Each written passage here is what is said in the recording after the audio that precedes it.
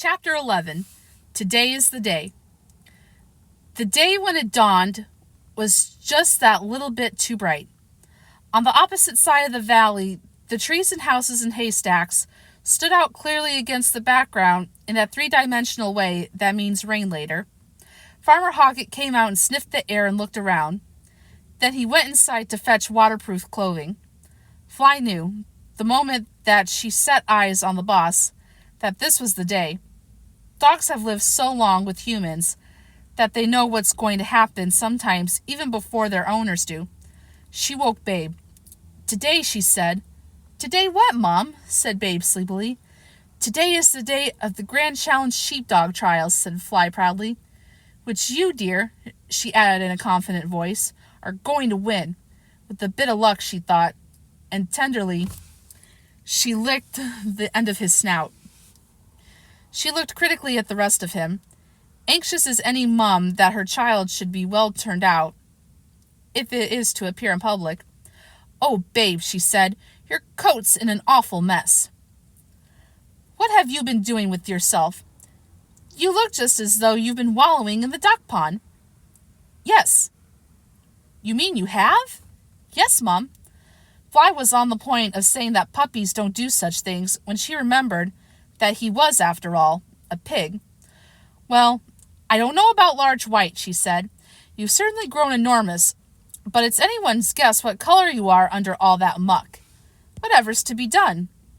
Immediately her question was answered. "Come, pigs," said Hogget's voice from the yard.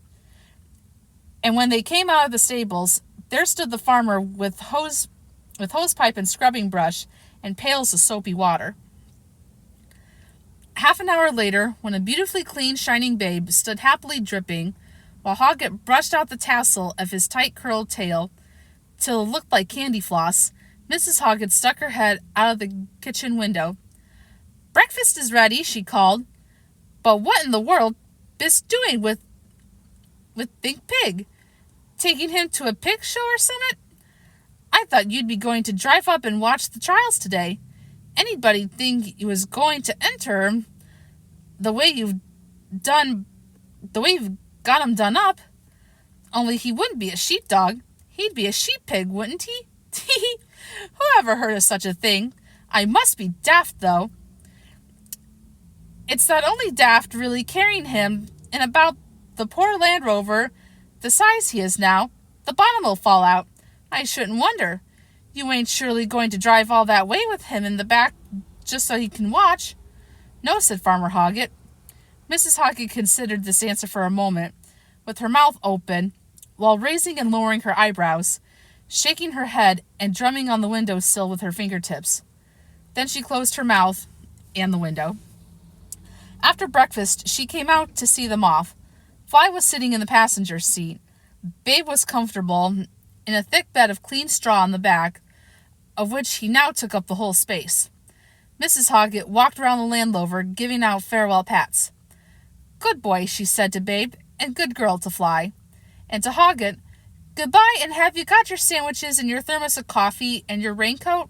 It looks as if it might rain, though I felt a spot just now, though I suppose it might be different where you'm going to see.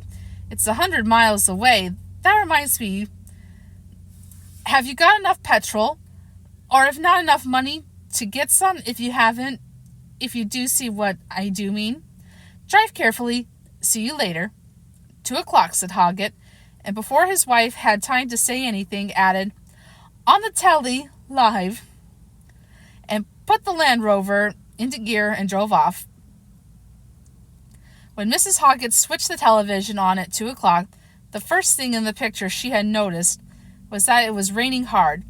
She dashed outside to fetch her washing in, saw that the sun was shining, and remembered it wasn't washing day anyway, and came back to find the cameras showing the layout of the course. First there was a shot of a huge pillar of stone, the height of a man standing upright in the ground. "Here," said the voice of the commentator, "is where each handler will stand, and from here each dog will start his outrun. He can go to left or right to get into position behind his sheep. Today each dog will have 10 sheep to work. They will be grouped near that distant post called holding post. All the time the cameras followed his explanation, and then he must fetch his sheep through the fetch gates, all the way back to the handler's post and round it. Then the dog drives the sheep away, to the left as we look at it, through the drive-away gates, turns them right again and straight across the line of his fetch, though the cross-drive gates, and rein again to the shedding ring. And when he's shed his sheep and collect them again, then finally he must pen them here. Mouthy old thing, said Mrs. Hogget, turning the sound off. Some folk never know how to hold their tongues, keeping on and on about them silly gates. Why, we don't show 'em a picture of the spectators. Might catch a glimpse of Hogget and fly. You never knows. Not though the pig, I hopes. He's surely not daft enough to walk around with the pig. Can't see why he wanted to take 'em all the way just to lie in the back of the Land Rover. He'd have done better to leave 'em here and let 'em sit and watch it on the telly in comfort, which is more than some of us have got time for. I do got work to do so, and she stumped off into the kitchen, shaking her head madly.